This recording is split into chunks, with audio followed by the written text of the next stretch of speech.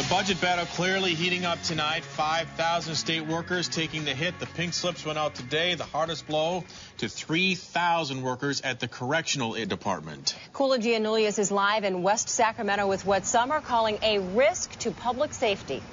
And you know, these layoffs are actually happening at a tough time because it just so happens to be the National Memorial Day for correctional peace officers killed inside prisons. And officials say here at the California Monument they don't want to have to add another name to this because of escalating problems inside these facilities because they don't have the staff to take care of them.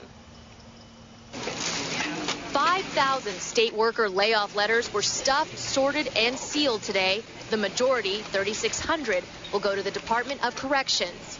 You're going to see crime go up. Former correctional officer and union spokesman Lance Corcoran says slashing staff will lead to cuts in critical services.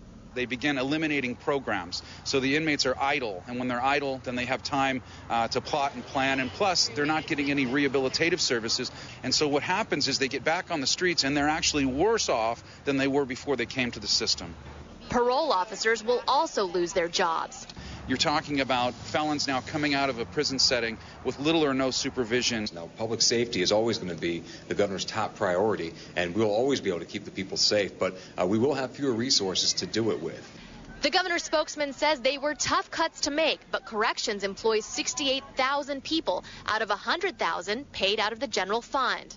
Well, just like every California family and business is cutting back, state government needs to do the same. And so. Now, again, the governor's office saying that they employ the largest amount of workers in the general fund, and that's why they had the biggest number of layoffs.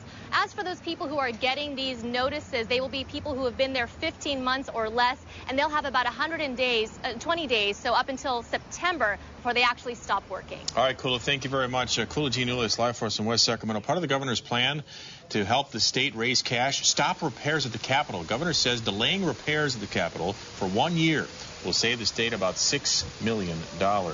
Also part of the plan within the governor's office itself, he has eliminated a number of positions there, 27 positions over the past year, and all of his employees, pals, are going to be taking 9.3% pay cut there. Significant. Yeah, it is. Well, another solution in all this, too, the governor wants to borrow $2 billion from California cities. This money would come from property tax revenue, which, as we know, has gone down across the state. Now, this means, of course, that Los Angeles would contribute about $67.7 million. San Francisco's share is an estimated $61.8 million. And the state says Sacramento could pay $7.4 million.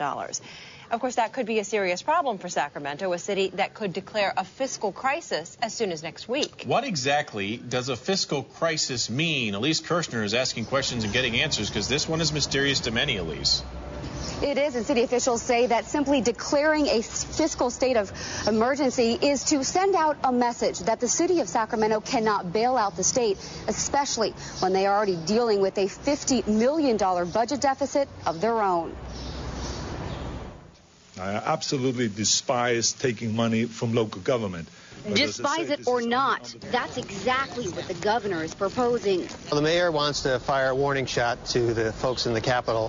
Firing back, Sacramento now joins 100 other California cities declaring a fiscal crisis. Because we know if these measures fail on Tuesday, they're going to try to grab every penny they can back from us. The state could potentially borrow $2 billion in property taxes from local government. In Sacramento, that means anywhere from $7 to $12 million out of the general fund. Which just falls back on the taxpayer in Sacramento, which means more property taxes. What the governor really proposed yesterday is a shotgun loan. You've heard of a shotgun wedding? This is a compulsory loan. Though the executive director for the League of California Cities says declaring a fiscal crisis is nothing more than a declaration.